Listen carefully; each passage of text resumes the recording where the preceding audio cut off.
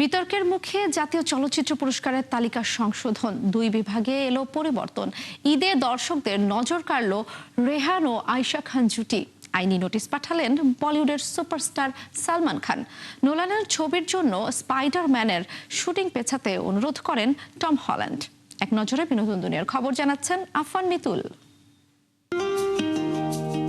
বিতর্ক ও সমালোচনার মুখে অবশেষে 2023 সালের জাতীয় চলচ্চিত্র পুরস্কারের তালিকায় বড় ধরনের সংশোধন এনেছে তথ্য ও সম্প্রচার মন্ত্রণালয়। গেল 29 জানুয়ারি চূড়ান্ত বিচার কাজ শেষে পুরস্কার প্রাপ্তদের নাম ঘোষণা করা হলে বেশ কয়েকটি ক্যাটাগরি নিয়ে প্রশ্ন ওঠায় পুরো তালিকাটি পর্যালোচনা করা হয়। মঙ্গলবার প্রকাশিত নতুন প্রজ্ঞাপনে আজীবন সম্মাননা ও সেরা চিত্রনাট্য বিভাগে পরিবর্তন আনা হয়েছে।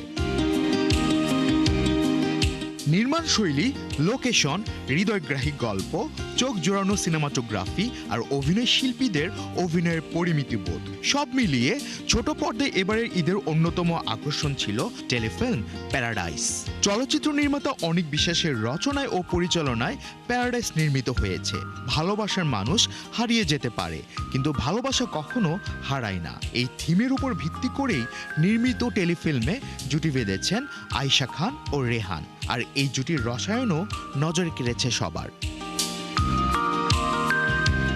2 দশকের বেশি সময় ধরে সালমান খানের আলোচিত কৃষ্ণসার হরিণ হত্যা মামলাকে ঘিরে এবার তৈরি হয়েছে সিনেমা। সালমান খানের জীবনের বহুল আলোচিত এই মামলাকে কেন্দ্র করে নির্মিত কালা Hiran the battle for legacy ছবি নির্মাতাকে আইনি নোটিশ পাঠানো হয়েছে অভিনেতার তরফে। পরিচালক ভারত শ্রীনাথের নির্মাণে ছবিটি আগামী আগস্টে মুক্তির কথা, কিন্তু তার আগেই আইনি নোটিশ ঘিরে নতুন বিতর্ক শুরু হয়েছে।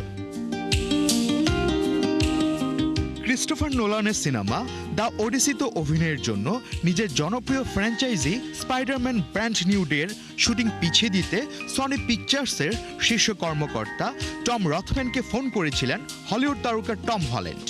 সম্প্রতি জিকিউ সাময়িকীর কভার স্টোরিতে এই তথ্য ফাঁস করে অভিনেতা জানিয়েছেন সনি প্রধানের সঙ্গে ওই ফোনালাপটি ছিল তার ক্যারিয়ারের অন্যতম একটি অস্বস্তিকর কথোপকথন। ক্রিস্টোফার নোলান যখন হল্যান্ডকে ওডিসিয়াসের ছেলে টেলেমেকাসের চরিত্র অভিনয়ের প্রস্তাব দেন, তখন দুটি সিনেমারই শুটিং শুরুর তারিখ ছিল একদম এক। আফফান মিতুল, 71।